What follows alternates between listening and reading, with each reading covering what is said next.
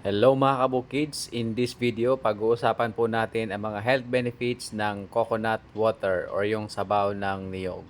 Halina po kayo, samahan nyo ko, isa-isahin natin. Good source po ito ng nutrients and minerals kagaya po ng carbs, calcium, magnesium, phosphorus at potassium. Mayroon din po itong antioxidant properties na lumalaban po sa mga free radicals na sumisira sa mga cells sa ating katawan. Ayon din po sa mga pag-aaral, ang coconut water or yung sabaw ng niyog ay nakakapagpababa po or nakakapag-normalize ng ating blood sugar level. Nakakatulong din po ito para maiwasan ang pagkakaroon ng kidney stones. Ayon po sa mga pag-aaral, mas mainam po ang coconut water kaysa sa tubig lamang. Nakakapagpababa din po ito ng bad cholesterol sa ating dugo kaya mas naiiwasan natin ang pagkakaroon ng heart diseases.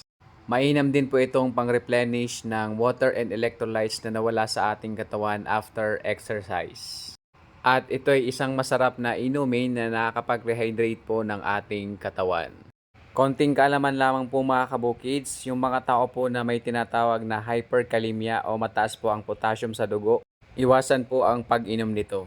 That's it for now mga kabukids. Sana po ay may natutunan po kayo sa video na to. Maraming salamat po sa inyong panonood at huwag kalimutang i-share para malaman din po ng iba.